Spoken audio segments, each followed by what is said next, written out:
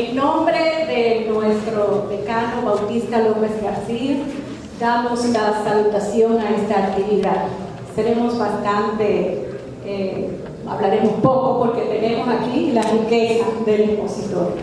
Pero la Universidad Autónoma de Santo Domingo agradece la coparticipación de los auspiciadores y le damos la más cordial bienvenida a esta actividad. Somos la UAS, no puede usted le ha hablado de la UAS. Aquí están nuestros estudiantes y nuestros profesores. La UAS es un patrimonio del mundo y del pueblo dominicano, es la primada de aquí. Y tenemos que decir que en 479 años tenemos la primera rectora mujer, la doctora Ana.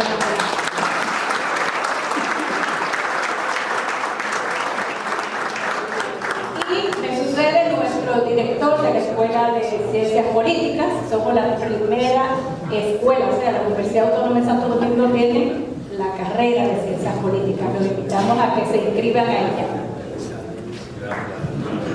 Muchas gracias a todos y a este ideólogo tan brillante. Yo diría que es uno de los jóvenes ideólogos más brillantes que tenemos ahora mismo en América Latina y España.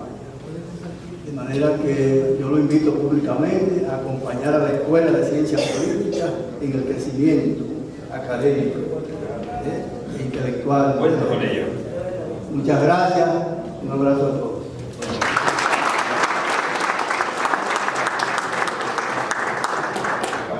Bueno, esto será menos de un minuto. Me dijeron que hiciera una semblanza de Juan Carlos. Yo conocí a Juan Carlos el viernes en una emisora de radio dominicana, pero mentira. Yo conocí a Juan Carlos en Buenos Aires, en Madrid, en YouTube, sobre todo en YouTube, en Twitter, en Instagram, en Facebook. Y durante los últimos 5 años, nosotros, los que aquí en Santo Domingo y en toda Latinoamérica lo hemos escuchado y leído, nos abrió un rayo de luz, porque es una persona que hace lo que hace mucho tiempo uno estaba buscando. Una combinación cuasi perfecta entre pensar, hablar y actuar.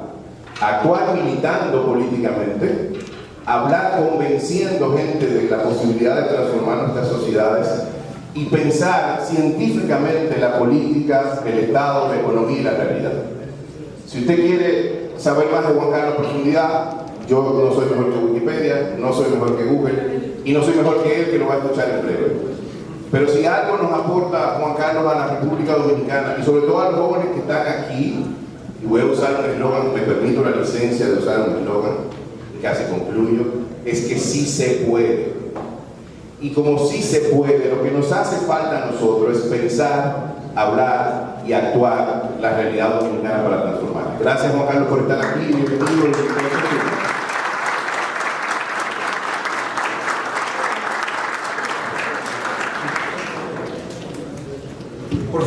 Por fin estoy en República Dominicana. ¿Cuánto tiempo esperando poder compartir con ustedes? Muchas gracias Carlos, muchas gracias Maribel, muchas gracias a la vicedecana, muchas gracias a la universidad.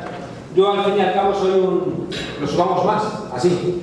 Al fin y al cabo soy un modesto profesor universitario con compromiso, que entiende que nadie comprendería un panadero que cociera pan solo para otros panaderos. Y yo nunca he entendido la academia que solamente piensa y escribe para otros académicos. Creo que tenemos que devolver a la sociedad todo lo que la sociedad nos da, entre otras cosas el tiempo para poder leer, para poder escribir. Y ese regalo que nos hace la sociedad se convertiría en un acto de corrupción si no se lo devolviéramos, cuando menos siendo comprensibles en lo que decimos.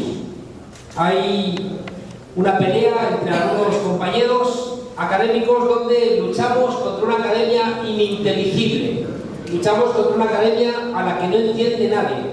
Y parece que cuanto más oscuro eres, pareces más listo. Pero no es verdad. Cuando a la gente no se le entiende lo que dice, es bastante probable que no entienda qué está contando. Tenía un maestro en España, Jesús Ibáñez, al cual visitaban premios Nobel en la facultad, allí en Madrid. Y era un hombre desgarbado, con su pipa. A veces iba el hombre con la bragueta abierta, decíamos, Jesús, la bragueta, mira, bueno. Un hombre todo despistado, pero le iban a ver premios Nobel a la facultad por su infinita inteligencia. Y él siempre nos ponía ejemplos en clase.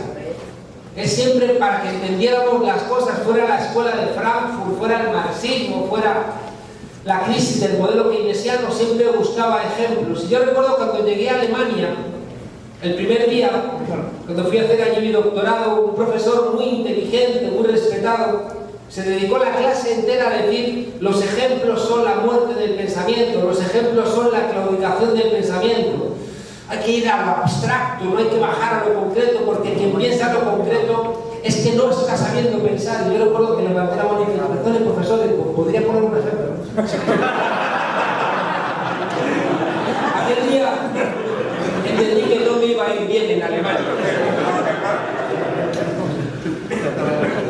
Cuento muchas veces en mis charlas que el comienzo del pensamiento tiene que ser la sospecha.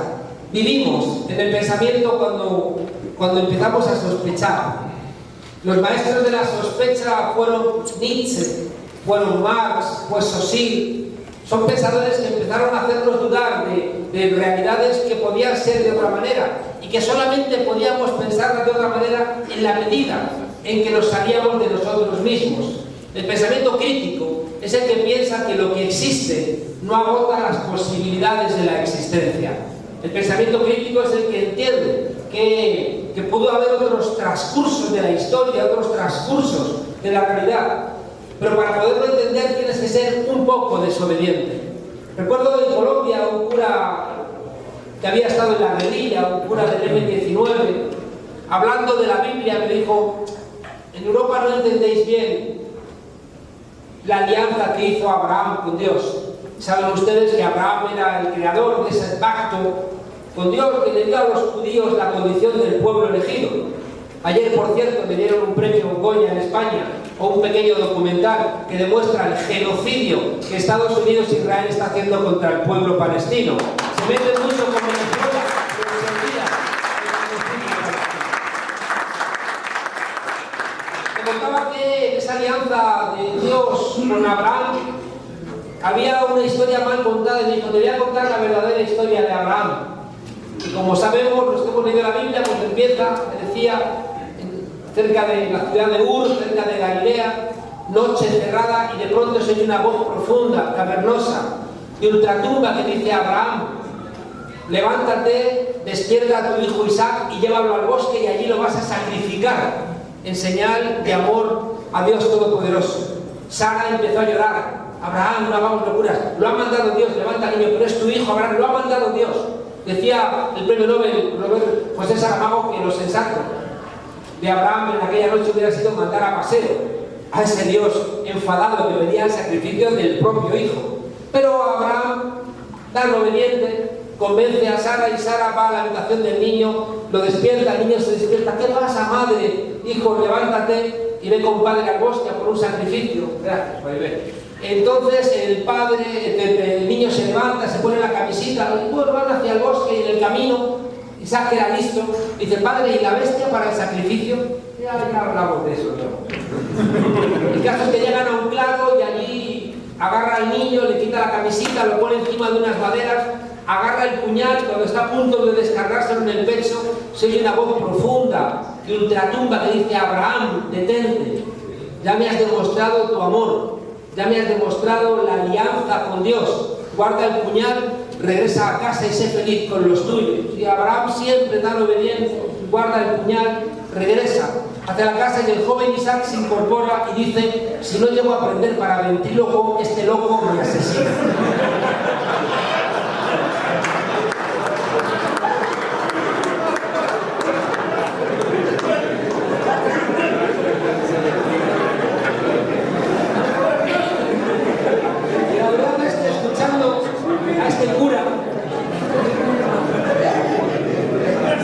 Escuchando a este cura entendí que ese bien podía haber sido el resultado real de aquella loca historia. Más allá de la broma, lo que les estoy intentando contar es que solamente desde una desobediencia amable podemos entender lo que está pasando y que no ocurra como nos decía un filósofo español, Ortega y Gasset, que decía: lo que nos pasa es que no sabemos qué nos pasa. Miren, en todos los continentes, en América Latina, en Europa, las fuerzas de transformación, las fuerzas progresistas, ese aire de familia que hemos llamado izquierda y que en términos académicos difícilmente puede definirse, porque la izquierda es una cosa tan amplia, ¿no? De izquierdas es Nicolás Maduro, Felipe González,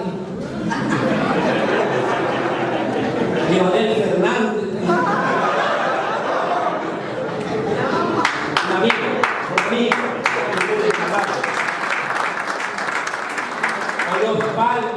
Marx. Es decir, es una cosa tan amplia, ¿no?, que es difícilmente identificable qué significa. Pero miren ustedes, siempre que los gobiernos de cambio acceden a los gobiernos, hay una idea que no debemos nunca olvidar: ganamos el gobierno, no ganamos el poder.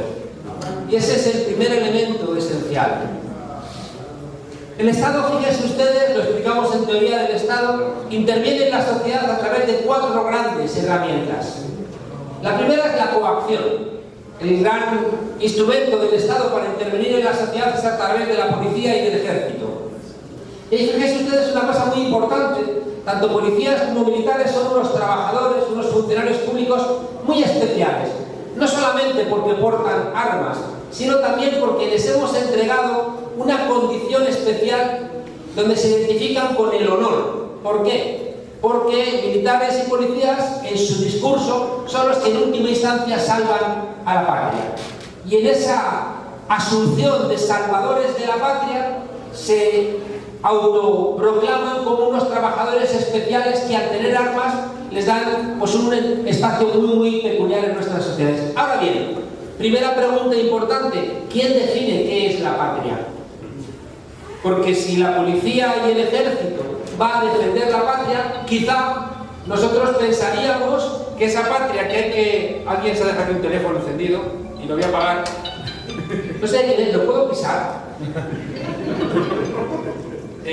No sé cómo... Alguien, no sé de quién es este teléfono. ¿Es usted?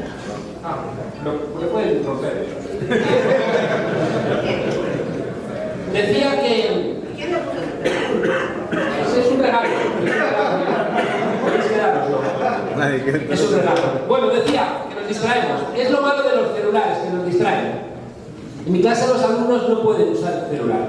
Por supuesto, es que se ha convertido en algo que tiene más primacía que nuestra propia presencia. Todos ustedes han hecho un esfuerzo para estar aquí esta mañana, pero si de repente aparece el celular, se detiene el entendimiento y ocupa nuestra presencia. Echado de la universidad. Despedido. Les decía, fíjense, que si realmente lo importante es la idea de patria, en mi idea de patria me gustaría que la policía y el ejército, por ejemplo, detuviera a los corruptos. Me gustaría que la policía y el ejército, en nombre de la patria que definimos las mayorías, se encargase de buscar a estos delincuentes de cuello blanco, a esa gente que vende la soberanía de nuestros países, a esa gente que privatiza y corrompe nuestros servicios públicos. En cambio, fíjense ustedes, siempre entendemos que la policía y el ejército tienen que estar al servicio precisamente de estos que saquean nuestros países. Ahí ya tenemos una primera tarea: no dejar que otros definan la patria al margen de las mayorías. Creo que es una obligación nuestra colaborar en la definición de la patria para que ese modo de intervención del Estado en la sociedad a través de la policía y el ejército esté al servicio de esa definición de la patria. A menudo la izquierda le regala la idea de patria a la derecha, y con esa definición de patria la derecha lo que se busca es un salvoconducto. En España, hace unos meses, tuvimos una imagen que para mí fue reveladora, y es que en el oeste español, en la Comunidad Valenciana, el 100% de los cargos públicos del Partido Popular están imputados por corrupción. Es decir, se robaron hasta las cucharillas del café. Resulta que el secretario general del Partido Popular fue a juicio por robarnos a los españoles y llevaba la bandera de España en la muñeca. claro, mi planteamiento es, había que degradar a esta gente, había que hacer como los militares traidores, ponerles en el patio del cuartel y quitarles los galones, quitarles todos los símbolos de la patria. ¿Por qué han traicionado a la patria? ¿Qué tiene en la cabeza esta gente que nos roba, que son corruptos, que están en los gobiernos para robar al pueblo y encima se envuelven constantemente en la bandera? Eso es posible porque no hemos definido nosotros la patria y por tanto hay una tarea pendiente, que es, ya digo, la definición de la patria. El segundo elemento que tiene el Estado para intervenir en la sociedad es la ley. Y ahí tenemos de nuevo un problema, porque las familias de abogados, de fiscales, de notarios, siempre se repiten. La ausencia de mujeres, por ejemplo, en la judicatura, en la fiscalía, la ausencia de gente negra, la ausencia de indígenas, la ausencia de sectores populares, hace que la ley, que ya digo que es uno de los elementos esenciales de intervención del Estado en la sociedad, estén en manos de sectores muy limitados, vinculados a las oligarquías y a las élites. La ley, fíjense ustedes, es lo que está utilizándose ahora mismo para dar golpes de Estado. Ahora ya los golpes de Estado no van a ser como el del 11 de septiembre del 73 que vimos en Chile contra Salvador Allende, sino que ahora los golpes son parlamentarios. Son políticos corruptos en los parlamentos que utilizan trampas para, por ejemplo, tumbar a Dilma Rousseff. O son, fíjense ustedes, cuando Lula da Silva le sacaba 30 puntos de distancia en todas las encuestas a Bolsonaro, resulta que lo meten en la cárcel. ¿Quién lo mete en la cárcel? Lo mete en la cárcel un juez con el testimonio de un solo testigo, protegido además, y al ser un testigo protegido le prometieron total impunidad. Dijo en el juicio para encarcelar a Lula ese juez: no tengo pruebas, pero tengo el convencimiento de que Lula es culpable. Ese juez se llama el juez Moro y Bolsonaro lo ha nombrado ministro de Justicia y de Interior de su gobierno. Es decir, que el juez que ha encarcelado a Lula ha sido recompensado como ministro de Justicia y de Interior por meter en la cárcel a un hombre honesto sin pruebas porque iba a ganar las elecciones en Brasil. Por tanto, fíjense ustedes, el problema que tenemos terrible de si el Estado interviene a través de la ley en la sociedad, si los sectores populares no tienen acceso a que la ley cumpla realmente los principios que marca la teoría liberal de independencia, división de poderes, el juez natural y retroactividad de las leyes, juicio por el juez natural, todos los elementos que explicamos en la universidad que se corresponden con un Estado de Derecho. Si no hay en el mundo de lo legal personas de sectores populares, olvidémonos, porque esa intervención del Estado a través de la ley se convierte en otra herramienta para las élites. Basta que piensen ustedes en los bufetes de abogados, que son los que llevan los casos millonarios y que pueden pagar sueldos millonarios que al final compran a cualquier juez honesto, compran, no todos, ¿no? Pero tienen la posibilidad de cuando menos tentar a jueces honestos de llevar a legiones de bufetes de abogados para al final conseguir que sus juicios prescriban, que sean archivados por algún tipo de problema formal, y al final la ley, en vez de ser un elemento de intervención del Estado para construir democracia, se convierte en todo lo contrario. El tercer elemento de intervención del Estado en la economía es el dinero, es decir, a través del dinero que recibe el Estado, a través de los impuestos o de las empresas públicas, o a través de la concepción de los impuestos, cómo interviene. Y ahí tenemos otro elemento terrible. Al final nos encontramos con que no se cobran impuestos a los ricos. Un profesor holandés contaba hace un par de semanas en el Foro Económico Mundial de Davos que ya basta de engañarnos, ya basta de llevar a Davos, a Suiza, al cantante Bono o hacer discursos como muy hermosos sobre la solidaridad. Y él decía que lo que hace falta es impuestos, impuestos, impuestos a los ricos. Es decir, en los tiempos más brillantes del crecimiento económico y social de los Estados Unidos, la tasa impositiva era hasta del 91%.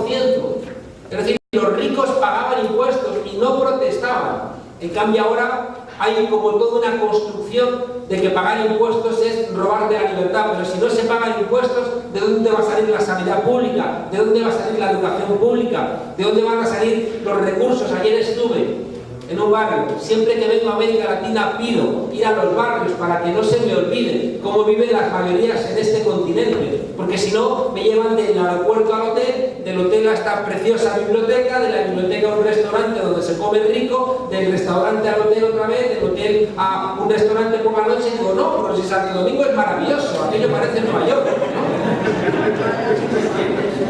Y me llevaron a La Herrera, que no es de los peores barrios de Santo Domingo, pero ahí se ve la pobreza brutal, donde la gente está viviendo con cañadas llenas de aguas fecales. Por tanto, Santo Domingo, que en mi país se le conoce por el turismo y se le conoce por sus playas paradisíacas, algunos cuando venimos a Santo Domingo nos encanta esa hermosura de este país, pero no nos olvidamos de los pobres que viven en los barrios, que son los que tienen que estar en los pobres.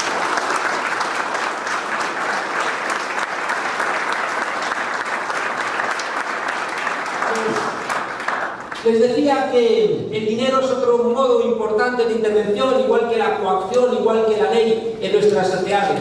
Decía el presidente mexicano Álvaro Obregón que nadie resiste un escopetazo de 10.000 pesos. Después el presidente Chávez actualizó la metáfora a la inflación y dijo que nadie resiste 3 escopetazos de $50.000. La conclusión es que el poder tiene dinero para comprar. A veces nos encontramos con el terrible golpe en nuestras filas que compran a gente nuestra. Y eso es una constante que vemos. Si uno mira libros hermosos como el de Omar Cabezas, La montaña es algo más que una inmensa estepa verde, ¿no? De los momentos más brillantes, hoy no son brillantes, del sandinismo. Los momentos en donde estaban haciendo una pelea, ¿no?, contra la dictadura de Somoza, y ahí él cuenta, Omar Cabezas, en ese libro, en La montaña es algo más que una inmensa estepa verde, o en La canción de amor para los hombres, él cuenta que no había nada más doloroso que cuando de repente abandonaba a un compañero. Cuando alguien con quien habías estado peleando, de repente se te voltea y se va con aquellos contra los que estabas luchando. Eso es una constante. Es una constante porque los que tienen dinero pueden hacer este tipo de cosas. ¿Por qué las hacen? Porque también, como les decía antes, cuando tienen que intervenir, por ejemplo, impositivamente, no van a cobrar grandes impuestos a las multinacionales, van a permitir ingenierías fiscales para que estas grandes empresas que hacen su riqueza aquí no paguen impuestos. Aquí, para que no generen puestos de trabajo, es decir, para que el dinero llame al dinero. El último elemento de la intervención del Estado en la sociedad es a través del conocimiento. Y esto es muy relevante porque el conocimiento no se ve. Es muy difícil pensar el pensamiento. Es muy difícil darnos cuenta de que a veces en el propio lenguaje están las trampas que nos encadenan. Es muy difícil ver... Me contaban en Venezuela, me contaba un historiador, profesor Acosta, que en tiempos de la colonia había un cura español que convenció a los indígenas de que en Viernes Santo no se comieran un cerdo, ¿cómo lo llaman ustedes aquí? Un puerco. Que no se comieran un puerco porque a Dios no le gustaba que en Viernes Santo se comieran un puerco, y que se comieran un chigüire, que es un roedor de allí, que a ellos qué más les daba. Después de convencerles a los indios, pues siguió bautizándoles porque tampoco a su Dios le gustaba que se llamaran Guaycaipuro, ni Cuauhtémoc, ni Malinche, ni Chiquinquirá. Y por tanto les estaba bautizando como Manuel, Antonio, María, Ana, para que Dios los acogiera con sus nuevos nombres en su seno. El cura, contento porque ya había bautizado a los indios, regresó a sus tareas y luego al rato regresa y se ve que los indios estaban comiendo el puerco. Y entonces, enfadado, les empezó a gritar: ¿qué hacen ustedes? Esto no han entendido, ofenden a Dios comiéndose un puerco. Y entonces uno de los indígenas dice: tranquilo, padre, que antes de comernos lo hemos bautizado como chigüire.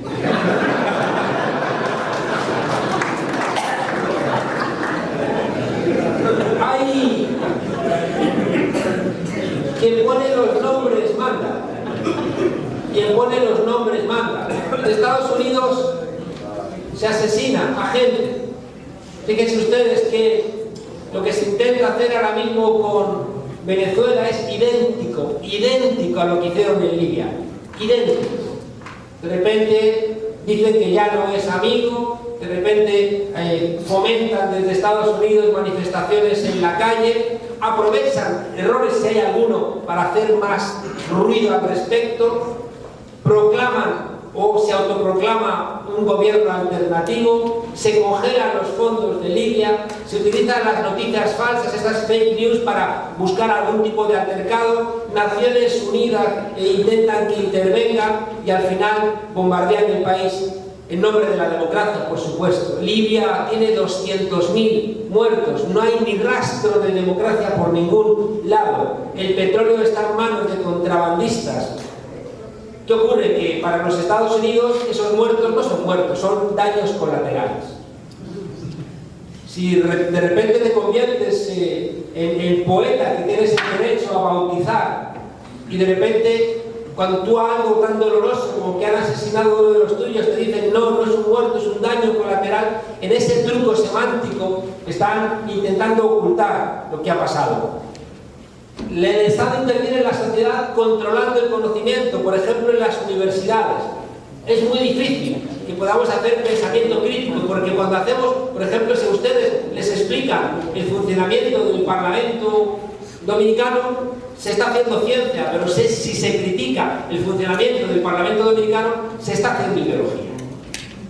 De manera que el pensamiento crítico como que queda fuera, porque en el fondo el pensamiento crítico, ya digo, molesta. Hay todo un intento de controlar las universidades, de controlar las revistas, de controlar, por supuesto, los medios de comunicación, de controlar hoy en día las redes sociales, de controlar a los periodistas, de controlar a los intelectuales, es decir, de intentar construir un relato donde no haya ninguna posibilidad de fisura, para que al final te argumenten no hay alternativa, esto es lo que hay, no es posible que sea de otra manera. Por eso les decía que recuerdo que en España una de las cosas cuando nació Podemos que decían es que Podemos iba a abolir la Semana Santa y la Navidad.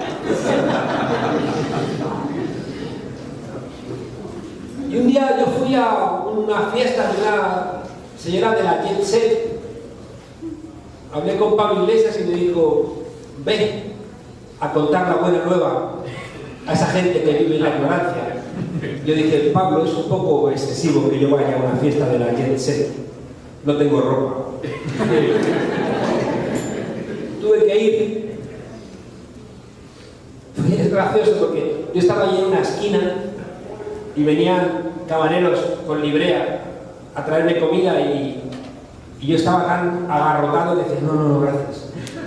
Y había allí periodistas y al día siguiente escribieron, Monedero es muy austero, apenas probó bocado. Porque estaba... El caso es que a veces se hacían corrillos y entonces cuando se juntaban 8 o 10, entonces me preguntaban cosas, como si fuera peligroso. El caso es que en un corrillo, una señora que tenía estudios superiores me dijo, bueno, pues ya que está usted aquí, voy a hacer una pregunta. Digo, lo que usted quiera. Y me dice, ¿es verdad que van a abolir ustedes la Navidad? Y recuerdo que le dije, mire señora, mientras que el niño Jesús siga demostrando buen comportamiento, no están nuestros planes tamaña afrenta.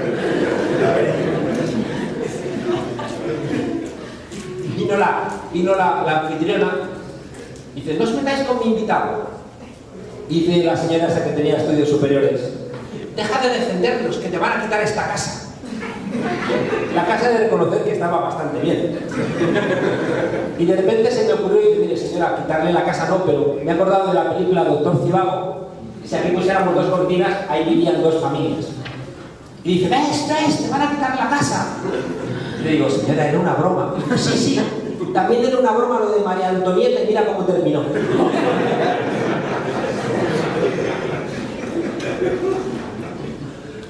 Una vez más allá de la broma, el control del conocimiento es una de las ideas clave que quería compartir con ustedes para explicar las dificultades de una práctica alternativa. Porque en tanto en cuanto tengamos dificultades para hacer un pensamiento alternativo, es muy difícil que tengamos una praxis alternativa.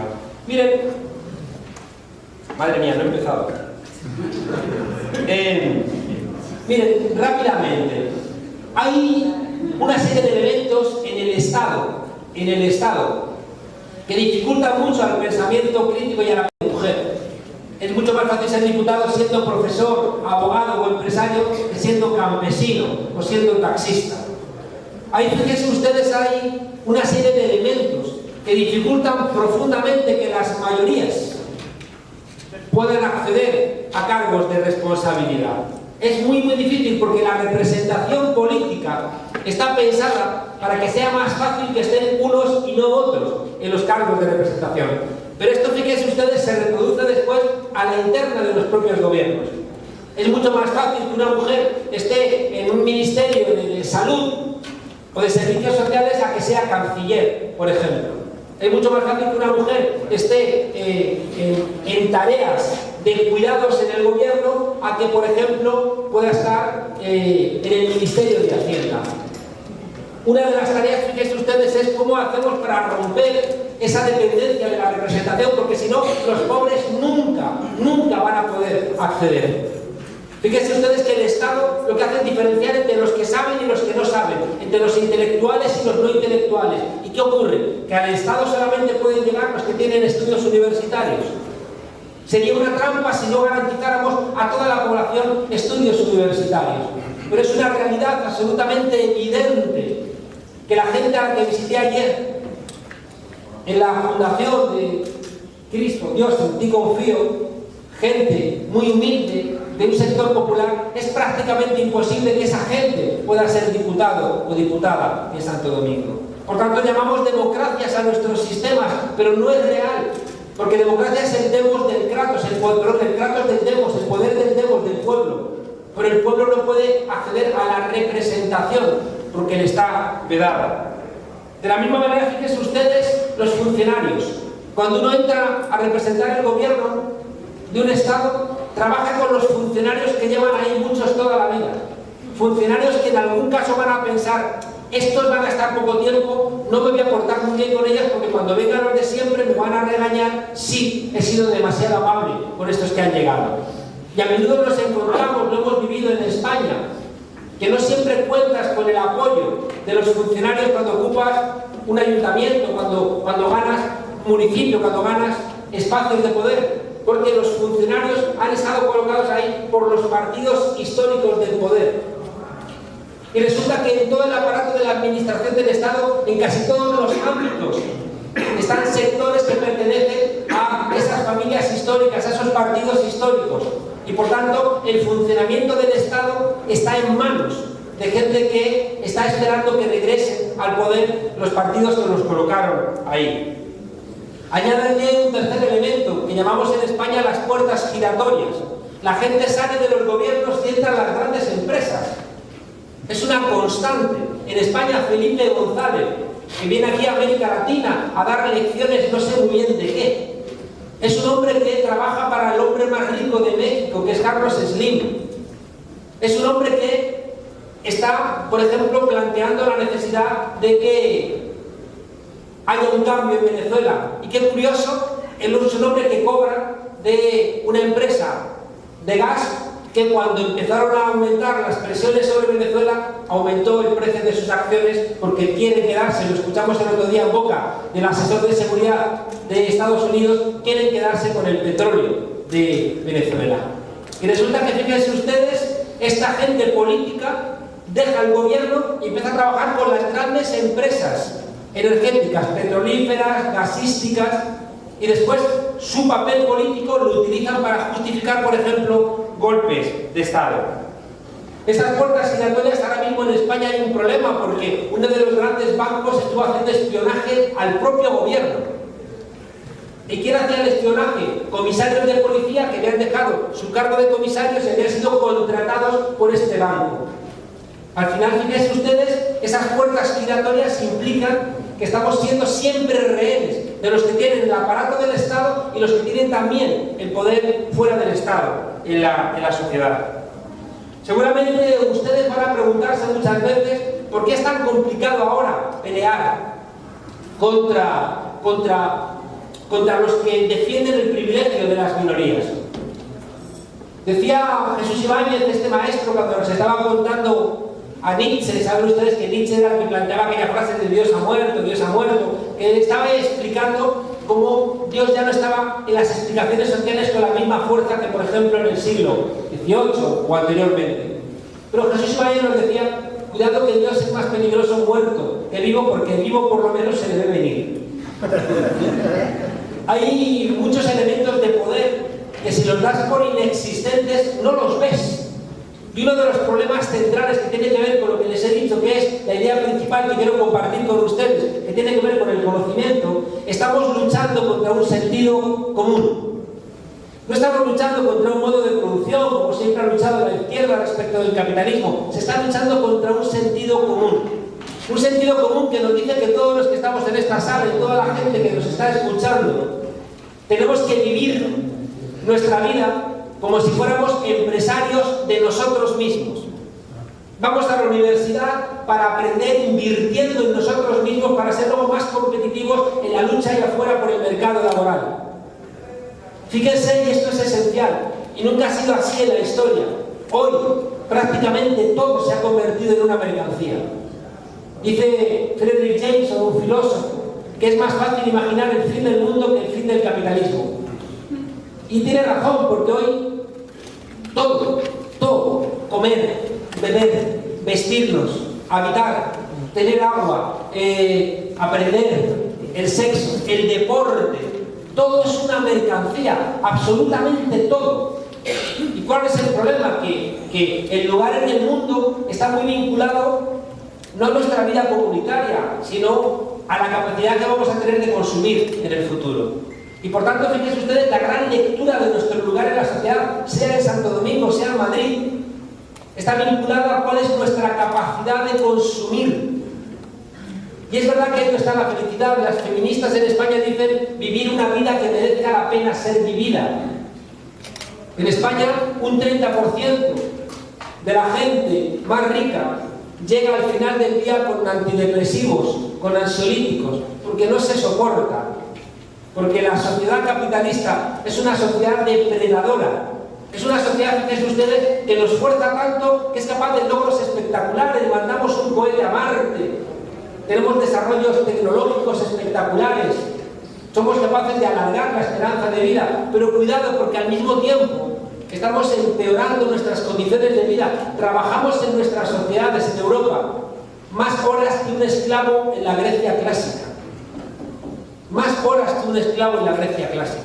Fíjense ustedes que toda la discusión acerca de las nuevas tecnologías se ha ido introduciendo con un discurso emancipador. Hemos ido incorporando las nuevas tecnologías, ese celular que antes quería acabar conmigo,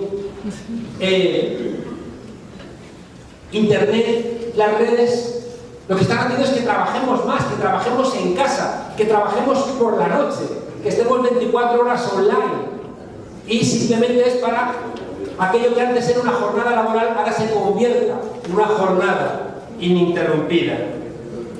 Fíjese que al ser todo una mercancía, los valores con los cuales construimos nuestra realidad son valores individualistas. Hemos ido interiorizando una serie de valores que son contrarios a lo que es la vida, pero que es lo que nos alegra vitalmente. Tener mucho, no, tener lo suficiente es necesario. Claro que es necesario. Pero fíjense ustedes que las cosas que te alegran la vida, la amistad, la confianza, el amor, el cuidado, ¿qué es lo que hace que estemos dispuestos para trabajar en el modelo capitalista? Lo contaba Marx. Decía Marx que el capitalismo nos usa como mercancías, pero ¿quién nos produce a nosotros como seres humanos? Las familias. Y resulta que las familias que nos producen sobre un presupuesto de amor, nuestros padres y nuestras madres no nos cuidan como una inversión mercantil, no nos tratan como si fuéramos mercancías. En cambio, cuando ya hemos crecido y estamos dispuestos para incorporarnos a ese mundo laboral, esa familia que nos ha construido sobre la base del amor, nos entrega para que nos depreden en jornadas laborales que nos rompen la posibilidad de vivir. Fíjense ustedes que incluso para realizarnos personalmente, ahora la idea es realizarnos laboralmente. Y ya estudias y te estás gastando el dinero y después de estudiar es un máster y siempre estudiando, pagando y pagando para trabajar. Fíjese que esta hegemonía de los valores individuales a veces se nos cuela en sitios raros. Ustedes han visto aquí en Dominicana documentales del National Geographic, donde constantemente el grande se come al chico, donde constantemente se justifica que esto es una jungla, esto es la selva, donde el grande tiene derecho a comerse al chico. Y se justifica que el hombre es homo homini lupus, el hombre es un lobo para el hombre. Y donde se justifica que tenemos que estar todos peleando. Por eso les decía antes que esa idea central del modelo neoliberal es que seamos empresarios de nosotros mismos. Y si yo soy una empresa, estoy compitiendo con las demás empresas, porque las empresas no pueden ser amables con las demás empresas porque desaparecen.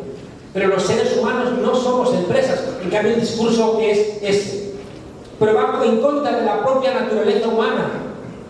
Somos el animal más desvalido. Sobrevivimos porque nos cuidan. Nos cuidan de niños, nos cuidan de viejos, nos cuidan de enfermos. Y siempre las mujeres, por cierto. Todos ustedes han visto documentales del National Geographic donde la yegua pare a un potrillo y el potrillo se levanta y se va a dar una vuelta a los minutos. O la jirafa, mamá jirafa, pare a la jirafita y la jirafita estira esas patitas que parece que se van a quebrar y se va a dar una vuelta. En cambio nosotros necesitamos el cuidado de nuestros padres hasta los 30 años.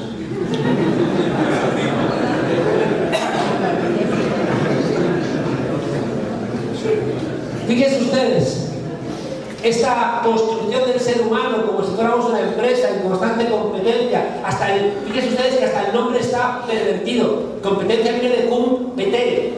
Ser competente para algo es poder competere. En cambio, fíjense ustedes, hemos cambiado el significado de competencia, de ser competente para ser competitivo. Y ya entendemos solamente la idea de competencia como una rivalidad entre nosotros. Hasta el propio lenguaje, fíjense ustedes, nos impide pensarnos en otros términos. Por eso lo primero que robó el modelo neoliberal es el diccionario. Y por eso uno de los elementos centrales es recuperar el diccionario para nosotros. Nos necesitan cómplices. Nos necesitan cómplices porque quien se beneficia de esta sociedad es una minoría. Y necesitan de las mayorías para ser, ya digo, cómplices de su perversión. Fíjense que vivimos en burbujas, y esto es muy relevante. En un libro que acabo de publicar en España, La izquierda que asaltó el algoritmo, me hago una pregunta que siempre me ha perseguido, y es ¿por qué las víctimas votan a sus verdugos? ¿Por qué esos 30 millones de personas que sacaron Dilma Rousseff y Lula da Silva de la pobreza en Brasil, cuando le dieron el golpe de Estado a Dilma Rousseff, no salieron a la calle a luchar contra ese golpe? ¿Cómo se explica eso? Y se explica porque se crearon no 30 millones de ciudadanas y ciudadanos, sino 30 millones de consumidores. Yo esto lo pude discutir con Dilma. Dilma me contaba, Monedero, hicimos una encuesta. Hizo una fundación, una encuesta a la gente que había pasado de ser de los sectores pobres a ser clases medias bajas. Y le preguntaban a esta gente a qué creían que se debía su prosperidad. Y la mayoría decía, primero, gracias a Dios.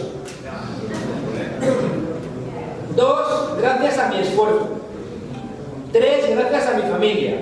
4, gracias a los empresarios. Y 5, gracias al gobierno, que había puesto en marcha el programa de ayudas sociales más importante de la historia de Brasil. El programa Hambre Cero. O sea, programas sociales que fueron los que permitieron que salieran de la pobreza. Claro.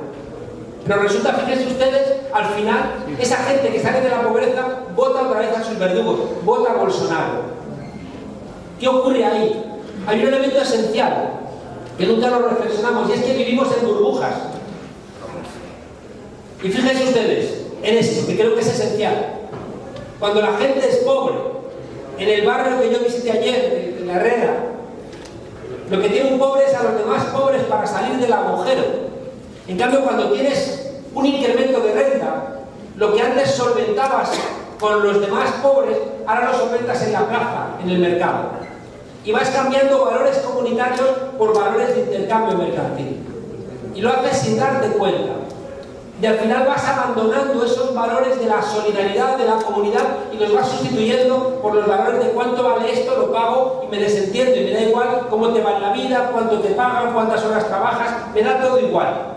Solo sé que te pago y el pagarte me desentiende de cómo te marcha. Ahí, fíjense ustedes, hay un profundo problema, que es esa transformación de los valores comunitarios por valores mercantiles. Y esto tenemos que entenderlo. Porque en tanto en cuanto nos relacionamos cada vez más pagando cosas, estamos abandonando ese elemento comunitario. Es decir, es como si viviéramos en una suerte de hotel. Prueben a alguien a vivir en su familia como un hotel. Dirían los padres, ¿qué haces? O los hermanos, ¿qué haces? ¿Tú quién te crees que eres? En cambio, eso que sería impensable en la familia, lo hemos trasladado a la sociedad. Fíjense ustedes que al vivir en burbujas culturales no nos damos cuenta de lo que pasa fuera de nuestra burbuja. Nos cuesta sumar los dolores de nuestra sociedad. Y al final, ya les digo, el mercado, y esta es la frase central, el mercado no nos ayuda a tener empatía con los demás. En el mercado pagamos el precio de las cosas y nos desentendemos. Y el mercado no construye empatía. En cambio, cuando vives en el barrio, cuando vives en lugares comunitarios, ahí sí que generas empatía. Añadan un discurso de esa gente que controla el conocimiento contra todo lo que significa cambio, contra la izquierda. En el año 91 cayó la Unión Soviética y de repente las élites de Europa y de Estados Unidos dijeron: ya se ha terminado el ceder, porque ya no existe la Unión Soviética, ya se ha terminado el peligro de la clase obrera. Y a partir del hundimiento de la Unión Soviética en el año 91 se termina el compromiso de las élites con el reparto de la productividad, se termina el compromiso de las élites con el Estado social o con el Estado desarrollista. Empieza el modelo neoliberal. ¿Uno cree de verdad que les interesa a Estados Unidos los derechos humanos en Venezuela? ¿Les interesan los derechos humanos en Arabia Saudí? Hace 2 meses que se demostró que Arabia Saudí había descuartizado a un periodista crítico, a Khashoggi, y dijeron que no le iban a invitar a Arabia Saudí al encuentro de Davos del Foro Social Mundial. 22 reuniones ha tenido Arabia Saudí en Suiza. Ya se han olvidado, es todo mentira. No les interesan los derechos humanos en Yemen, en Afganistán, en Irak. No les ha interesado cuando gobernaba la derecha en México 250.000 muertos por el narcotráfico y las bandas en México. ¿Cuánto le han preocupado a Estados Unidos la suerte de esos 250.000 pobres? ¿No se acuerdan ustedes hace 2 meses de la caravana de los migrantes? ¿Dónde está? ¿Se ha disipado? ¿Se ha disuelto en el aire? No. Hace 2 meses, 3 meses era necesaria la caravana de los migrantes porque estaba en campaña electoral Donald Trump y necesitaba a esos migrantes pobres en la frontera para construir un discurso. No van a entrar a America First. Y hacer esa representación con las armas, con los policías, el muro con México más alto. Y por eso nos enteramos que existía la caravana de los migrantes, porque ahora todavía hay caravana de migrantes, pero ya a nadie le interesa. Ahora les interesa señalar a Venezuela por esa construcción, ya digo, de odio, que detrás lo único que tiene es quedarse con el petróleo. Igual que se inventaron que había armas de destrucción masiva en Irak, que no las había, para quedarse con el petróleo, y en Libia. En cambio, fíjense ustedes que es lo relevante. En ese discurso de antiizquierda, una parte de la gente honesta, progresista, termina comprándolo. Y si Lula está en la cárcel, dicen, algo habrá hecho. Y no saben que está en la cárcel porque el juez que lo metió en la cárcel hoy es recompensado por meterlo en la cárcel siendo ministro de Justicia y de Interior. Miren, estamos fragmentados, confundidos, asustados y resignados. Estamos estas 4 cosas: fragmentados, confundidos. Fragmentados es evidente. Ayer tuve una reunión con partidos y les decía con sinceridad, todos queremos ser o preferimos ser cabeza de ratón antes que cola de león. 30 partidos de izquierda. Y les hacen falta tantos de izquierda. En España Lo decimos con broma. En China había un partido maoísta, en España hay 5. A ver, hay algo que no entiendo. Hay algo que se me escapa. Estamos fragmentados, estamos confundidos. Estamos confundidos porque con las armas melladas del pensamiento, que diría el Che, no podemos interpretar nuestro nuevo mundo. Y a veces somos perezosos. A veces queremos seguir interpretando el mundo con las armas melladas de las antiguas lecturas. Y no. Porque he llamado a mi último libro La izquierda que asaltó el algoritmo. Porque claro que está muy bien leer a Lenin y a Rosa Luxemburgo, pero los que hoy construyen exclusión, los que hoy construyen limitaciones a la democracia, están con el algoritmo, con el Big Data, están con la blockchain, las cadenas de bloques, están en una realidad que nosotros no estamos viendo porque seguimos leyendo autores del siglo XIX. Si se levantase hoy Rosa Luxemburgo, Lenin y Marx, nos patearían el trasero por leerles. Nos patearían el trasero. Y seguimos recitándoles. Decía Ludovico Silva, un filósofo venezolano, perdón por citar a Venezuela, está prohibido. Ludovico Silva decía que si los loros fueran marxistas, serían marxistas ortodoxos. No somos loros. Fragmentados, confundidos, asustados, porque nos meten constantemente miedo. En un mundo donde todo es una mercancía, no vamos a ser rentables en todo. No vamos a ser rentables en todos los mercados. Y eso nos genera miedo. Cumples 50 años, te quedas sin empleo y dices, se me ha terminado la vida. ¿Quién me va a contratar? ¿Qué voy a hacer? Tenemos el miedo metido, ya digo, en los tuétanos. Y estamos resignados porque hemos interiorizado que no existe alternativa. Tenemos una tarea, amigas y amigos, que es organizar el desconcierto. Y al mismo tiempo tenemos que poner a trabajar el pesimismo. Tenemos razones para ser pesimistas por todo lo que les he contado, pero tenemos que ser pesimistas esperanzados. Decía Bertrand Russell que un optimista es un idiota simpático y un pesimista es un idiota antipático. Y no tenemos que ser idiotas. La solución nos la contó Gramsci, un pensador que renovó el marxismo en los años 30 y que dijo que frente al pesimismo de la inteligencia siempre hay que contraponer el optimismo de la voluntad. Siempre hay que contraponer el optimismo de la voluntad.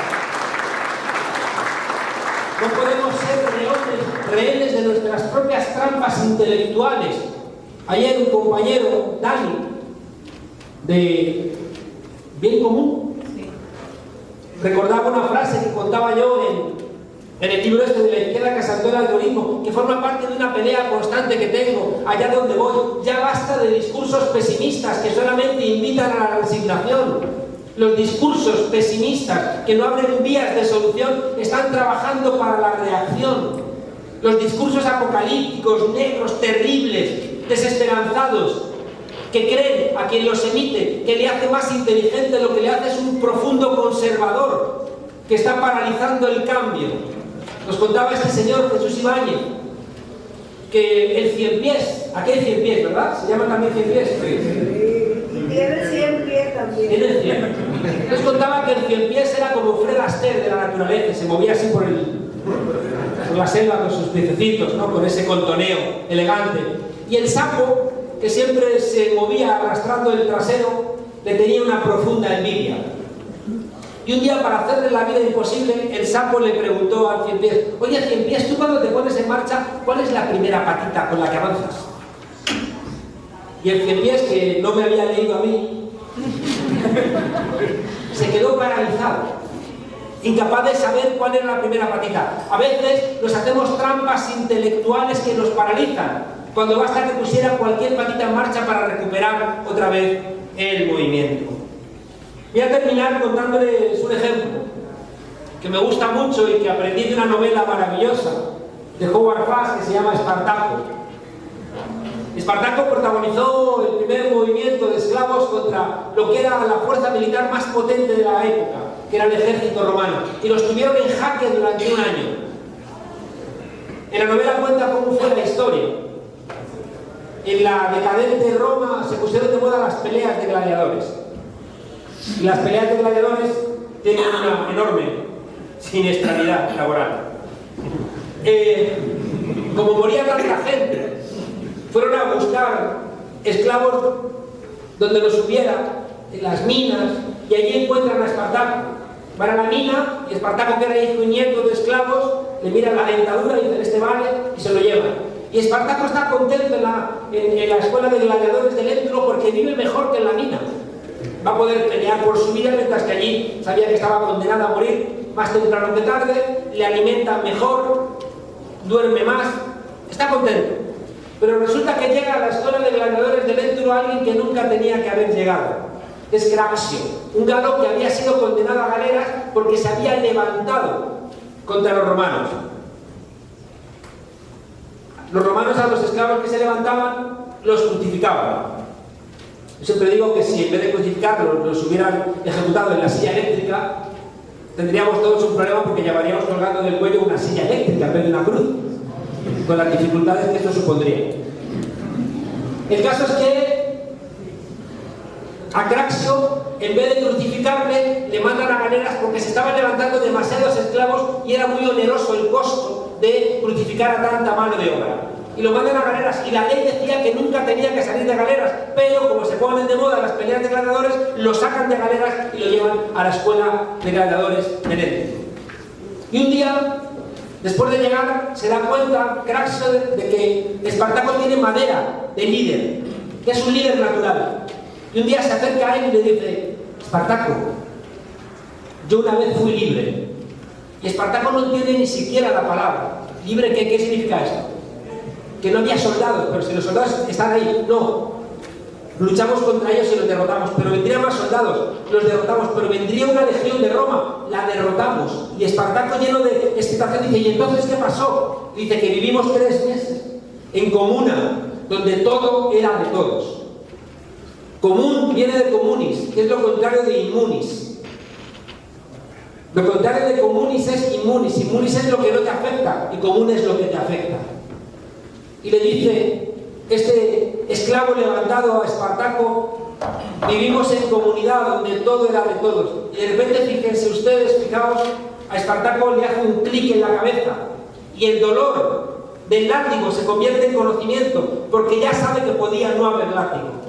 Y empieza lo que yo llamo la ecuación de la transformación: doler, saber. Y de repente Espartaco empieza a darle vueltas a la cabeza porque ya sabe que puede no haber látigo, y cada vez que le dan un latigazo le duele especialmente. Los seres humanos, cuando sabemos el origen de nuestro dolor, activamos el tercer elemento, que es la voluntad, para acabar con las causas de ese dolor. Doler, saber, querer. Y Espartaco dice: yo no quiero que me den latigazos, no quiero. Pero se da cuenta de que él solo no puede hacer nada. Un día, después del almuerzo, reúne a todos los esclavos cuando están los soldados dormitando y les dice: mirad a vuestro alrededor y decidme una sola cosa que no hayáis construido vosotros. Y los esclavos miran a su alrededor y dicen: todo lo hemos construido nosotros. Mirad otra vez a vuestro alrededor y decidme: ¿qué es vuestro? Y los esclavos miran a su alrededor y dicen: nada es nuestro. Y entonces Howard Fast toma una frase del manifiesto y dice: entonces, en la rebelión no tenemos nada más que perder que las cadenas. Cuarto elemento: doler, saber, querer, poder. Y puede porque ya no está solo, sino que esa misma conciencia la ha sembrado entre los demás esclavos. Y al final hace. Doler, saber, querer, poder, hacer, se levantan. Y ya digo, ponen en jaque durante un año al ejército más poderoso de la historia. ¿Por qué? Porque han transformado el conocimiento, el dolor en conocimiento.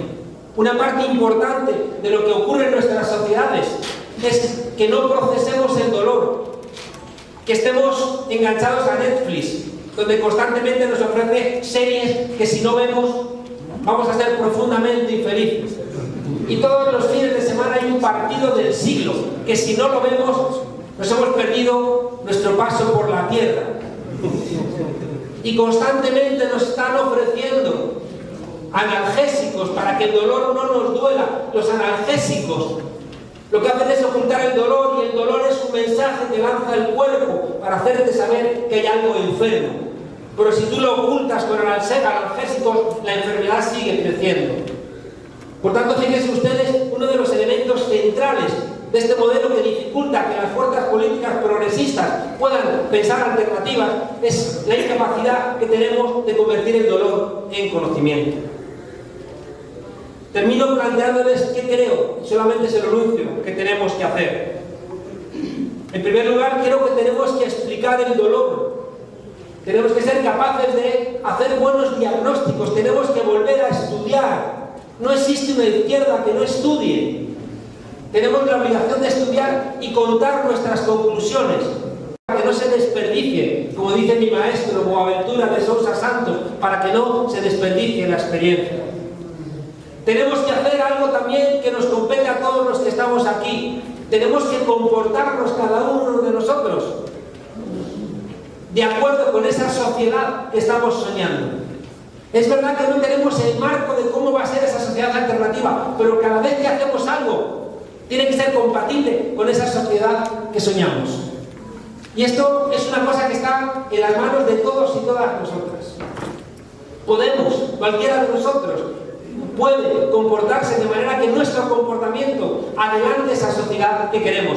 No tenemos, es verdad, no tenemos una alternativa al modelo capitalista, no tenemos una alternativa a la democracia representativa, pero cada vez que cualquiera de nosotros dice no, y ese no es un no individual, sino que es un no colectivo, es una tesera, que es ese pequeño azulejo de los mosaicos que lo ponemos en la pared. No hay dibujo hasta cuando sumemos muchos noes. Y cuando sumemos todos esos noes colectivos, que ya les digo, adelantan esa sociedad que queremos, ahí va a aparecer poco a poco el dibujo. Tenemos la obligación de desenmascarar a los mentirosos. Tenemos la obligación de desenmascarar a los corruptos. Y es duro, pero tenemos que hacerlo. Tenemos también que recuperar nuestros valores. En el libro cuento una historia que me emocionó. Un compañero, el padre de una gran amiga mía, carpintero. Resulta que estaba haciendo una casa en el norte de España, en Euskadi, y la dueña de la casa era una señora caprichosa, rica, que le hacía constantemente: no me gusta esa esquinita, cambia todo, porque lo quiero de otra manera. El caso es que le hizo una escalera de madera y le dijo: ahora agarra el hacha y la rompes para que parezca vieja. Y este hombre carpintero dijo: no voy a hacer eso. ¿Por qué? Porque la escalera está bien, está hecha, está muy bonita, la he trabajado, me ha llevado mucho tiempo y no la voy a romper. Y le decía a esta persona: pero ¿a ti qué más te da si te voy a pagar? Y él decía: no, porque no estás entendiendo la ética de mi trabajo. Y aunque puedas pagarlo, no estás pagando romper mi ética, mi compromiso con las cosas bien hechas. Si se dan ustedes cuenta, detrás de esto hay un valor que no pertenece al modelo capitalista, que es una manera de estar en el mundo decente con los demás. Por tanto, tenemos que recuperar nuestros valores, los valores de la solidaridad, del cariño, de los cuidados, de la alegría. Valores que no son mercantilizables. Decía un poeta en España: todo necio confunde valor y precio. Nosotros somos los que reclamamos el valor de las cosas, mientras que el modelo capitalista reclama el precio de las cosas. Tenemos que mirar donde no hemos mirado. Y hay un sitio espectacular, enorme, lleno de promesas transformadoras donde no hemos mirado, que son las mujeres. Las mujeres son el elemento revolucionario.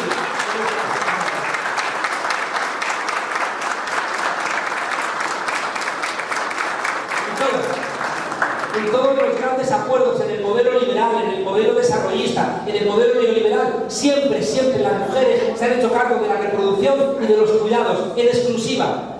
Y dice una feminista, Nancy Fraser, que si las mujeres dicen que ya no nos vamos a hacer cargo nosotras ni de la reproducción ni de los cuidados en solitario, se acabó este tipo de sociedad absolutamente demente. Por tanto, atentos al papel de las mujeres, atentos a ese espacio que tienen que construir, porque creo que está lleno de esperanza.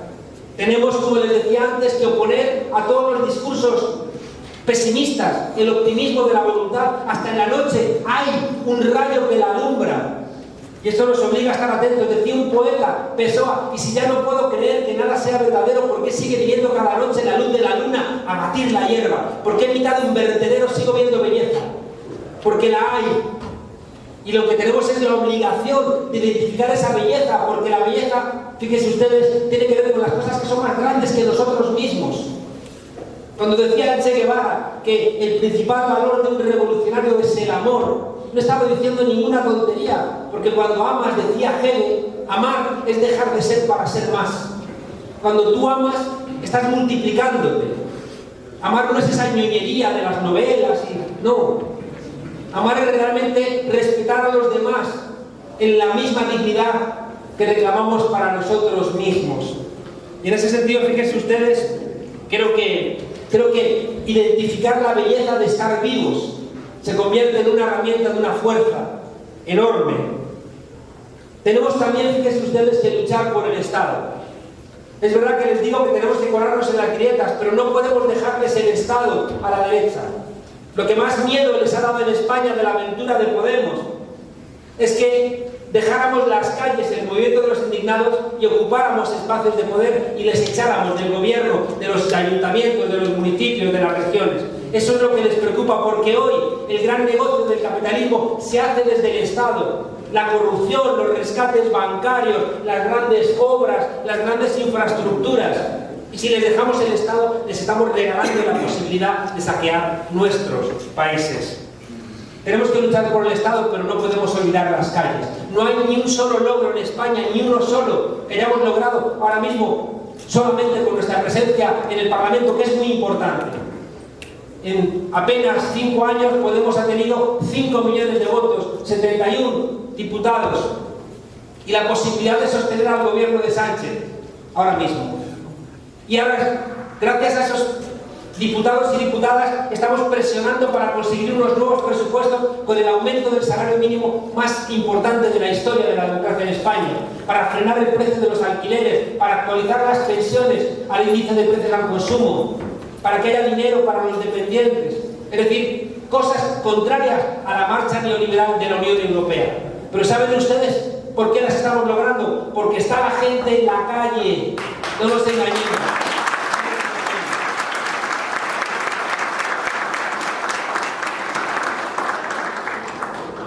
Mucha tarea.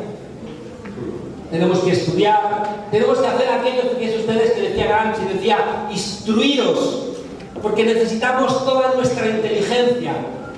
Organizaos, porque necesitamos toda nuestra fuerza. Emocionaos, porque necesitamos toda nuestra alegría. Les decía que no es fácil luchar, pero si entregamos la batalla antes de darla, creo que no nos lo perdonaríamos nunca. Y creo que tenemos un compromiso con la gente más golpeada y también con las generaciones futuras y también con nosotros mismos.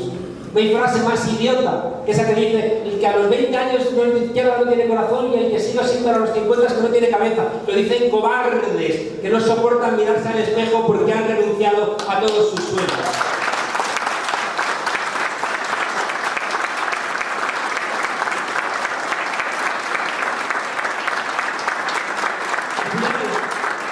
Amigas y amigos, compañeros y compañeras, al final, ya digo, estudiar, instruirnos, volver a organizarnos, estar juntos y llenarnos de alegría, porque la alegría nos pone en marcha y al final se hace cierto aquello que decía Bertolt Brecht, que se nos llena la cabeza de conciencia y solamente los pueblos con conciencia son los pueblos que tienen esperanza. Muchas gracias.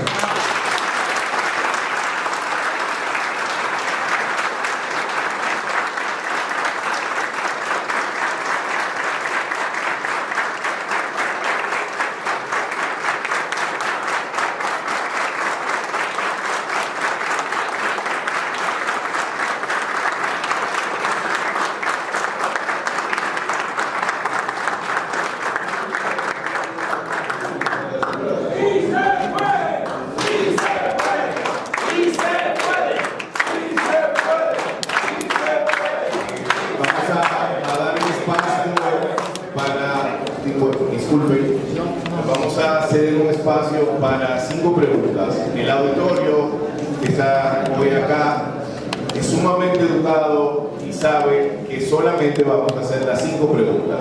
Es una pregunta concreta y específica para el profesor Monedero porque él tiene que irse al aeropuerto después de aquí. 5 preguntas, no podemos permitir discursos, ni debates, ni polémicas.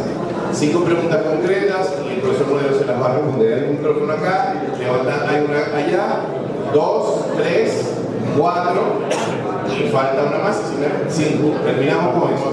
Gracias, por favor, allá, levanten dejen la mano levantada. A ver, una corrección. Creo que se han dado 5 palabras y 5 hombres. Y no puede ser si somos coherentes con lo que hemos sostenido hace un momento. Así que llamen mujeres, por favor.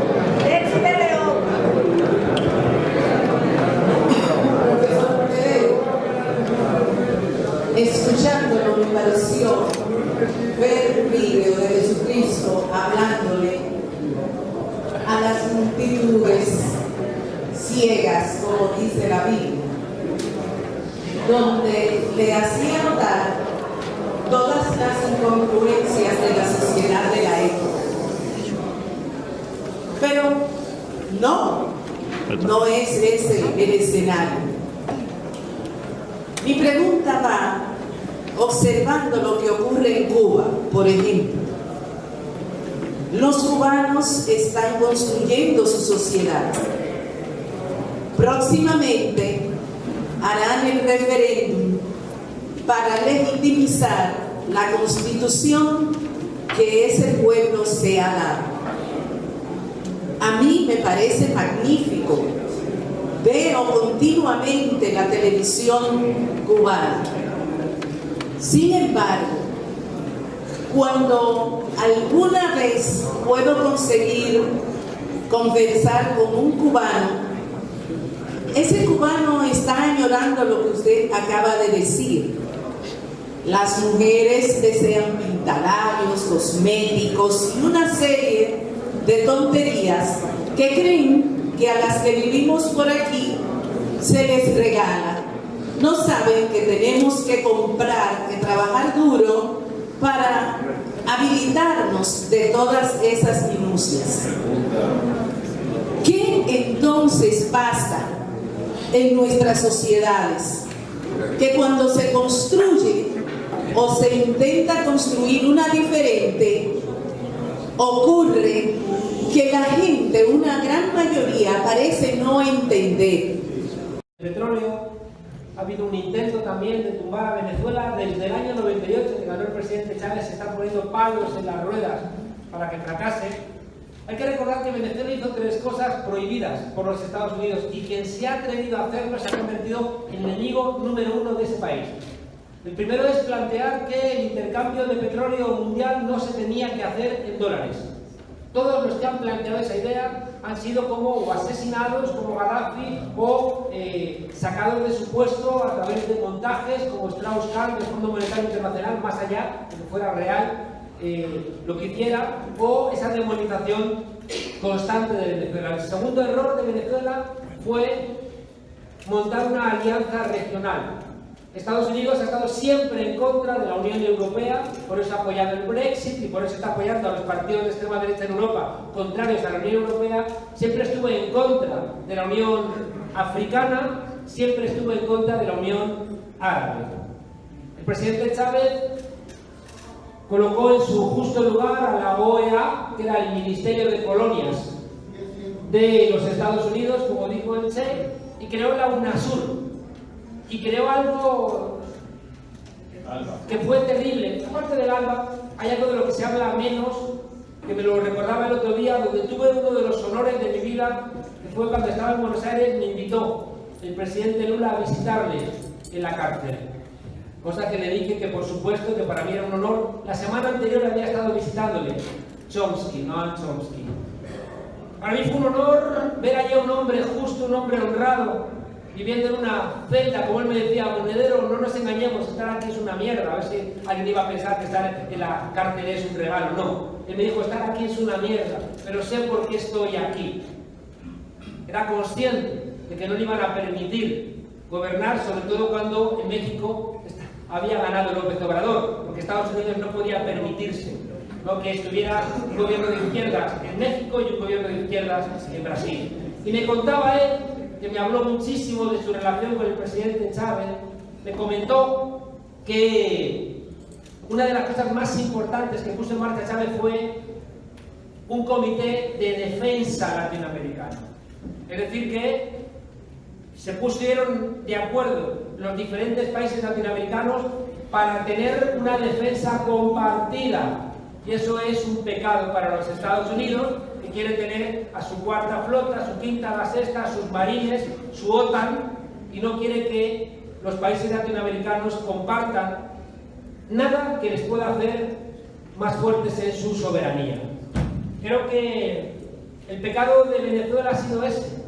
No que les interesen los derechos humanos, no. El pecado de Venezuela fue que unió a América Latina, que estableció la posibilidad de que el negocio del petróleo no existiera en dólares, y tercero, que le dijo a los latinoamericanos: para liberarnos de la garra de los Estados Unidos tenemos que cambiar nuestra geopolítica y acercarnos a Rusia, acercarnos a China, cosa que para Estados Unidos también es un pecado, porque considera que América Latina es su patio trasero.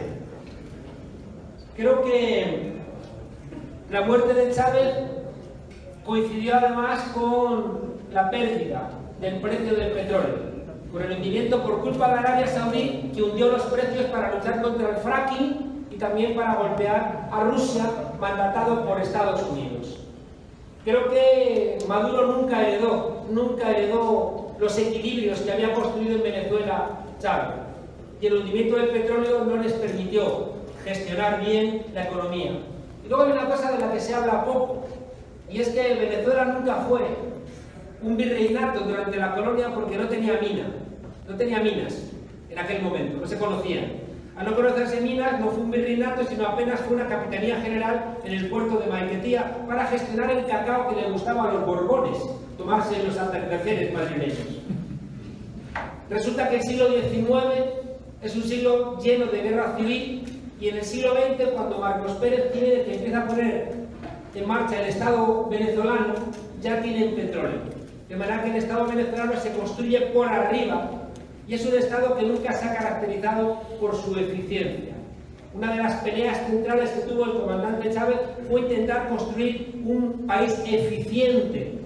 Y él, recuerdo aquella queja suya: Dios mío, dame más tiempo. Él era consciente que para construir esa eficiencia, con una cultura del trabajo, con un respeto al Estado, que el Estado no fuera ese lugar de ponme donde haya, sino que fuera realmente un espacio de servidores públicos, él necesitaba más tiempo, porque la cultura rentista de Venezuela generaba esa ineficiencia, abría el paso para la corrupción, pues debilitaba la posibilidad de un gobierno alternativo. Chávez ha sido de las personas más brillantes que ha dado el continente latinoamericano. No hay tantos como él, y como decía Neruda, de Bolívar regresan cada 100 años. Y el presidente Maduro pues no ha podido tener el mismo desarrollo que el presidente Chávez, y además tanto las oligarquías venezolanas como las latinoamericanas, como las europeas, como las norteamericanas, han aprovechado ese momento de debilidad para intentar hacer aún más daño. Hoy, encima de la mesa hay dos grandes posiciones, porque diálogo todo el mundo es consciente que hace falta. No se puede gobernar Venezuela por un país enfrentado a otra mitad del país. Y creo que hay conciencia de que tienen que llegar a acuerdos. Hay dos grandes posiciones. Una es la que lideran los Estados Unidos, que es idéntica, como les decía antes, a la hoja de ruta que se puso en marcha en Libia. Disturbios, gobierno alternativo autoproclamado, congelación de los bienes, bloqueo, mentiras e intervención militar, que hace que hoy Libia esté en el agujero y, por supuesto, en el rastro de la democracia. Cuidado con lo que plantea Donald Trump. Hemos escuchado a Bolton amenazar, porque nos hemos enterado de lo que ha dicho Bolton, como una mera amenaza. Cuando él se le ve en su documento lo de las 5.000 fuerzas colombianas que van a intervenir, él es consciente que está enseñándolo. No nos engañemos, para que se cree ese discurso de cuidado que van a invadir, cuidado con el miedo. Creo que cuando nombra a Elliot Abrams como su enviado especial en Venezuela, Elliot Abrams, condenado por el Irán Gate por intercambiar droga por armas para la contra en Nicaragua. Elliot Abrams, el responsable de los escuadrones de la muerte en El Salvador. Elliot Abrams, un psicópata asesino, es el hombre que escoge Donald Trump para solventar la crisis de Venezuela. Cuidado porque cualquier intervención en Venezuela se va a zanjar con un baño de sangre, porque hay 6 millones de venezolanos y venezolanas apoyando al presidente Maduro. Está el ejército apoyando al presidente Maduro. Está buena parte de la izquierda latinoamericana apoyando al presidente Maduro y no van a soportar otra vez una salida militar. Está apoyando China, está apoyando Rusia, está apoyando Naciones Unidas, que acaba de decir que reconoce al presidente Maduro. Naciones Unidas.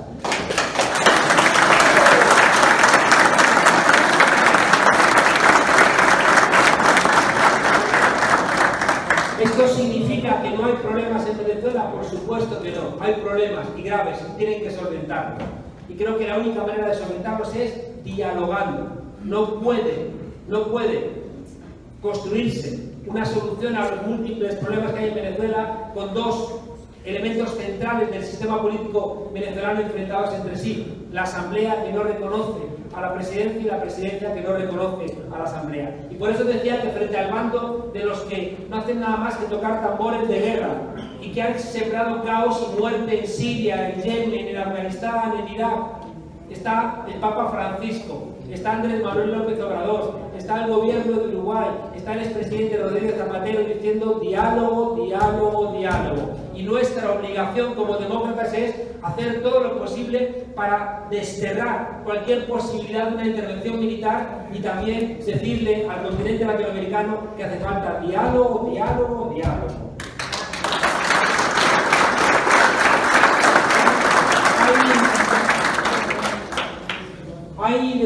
Termino. Yo no creo que vayan a invadir a Venezuela porque hay mucho pueblo en Venezuela, hay mucho apoyo en Venezuela, está el ejército, como decía, está China, está Rusia. Y luego he visto muchas veces que en Venezuela parece que todo va a explotar y luego el suflé baja otra vez. Yo creo que tiene que haber una solución dialogada, pero no veo ese espacio de la intervención porque creo que ni siquiera los propios pueblos lo van a aceptar. Pero no debemos ser ingenuos. Estados Unidos ha intervenido demasiadas veces como para que no contemplemos que es una posibilidad que siempre está ahí. Intervinieron en Honduras sin ningún tipo de problema. Acompañaron el golpe contra Dilma Rousseff. Están formando a jueces en todo el continente para encarcelar a las personas que puedan plantearles críticas a su modelo. Por tanto, no tenemos ya derecho a ser ingenuos al respecto. Creo que el capitalismo en crisis en todos los lugares genera siempre un plan B que es autoritario. El fascismo es una de las respuestas del capitalismo en crisis. Pero también fue en los años 30 y en los años 70 salidas socialistas. La crisis de 2007-2008 genera un ciclo de impugnación de lo existente, porque hay mucha gente golpeada. Hay mucha gente que pierde sus casas, pierde su trabajo, empeora sus condiciones de vida, no puede estudiar. Y esa gente se enfada. Y ese enfado lo podemos canalizar hacia posiciones democráticas o hacia posiciones reaccionarias. Creo que en Europa ahora mismo está ganando la partida la salida autoritaria. Están creciendo los partidos de extrema derecha que están ofreciendo comunidad a esa gente golpeada. Si desde la izquierda no somos capaces de ofrecer comunidad, estaremos equivocados.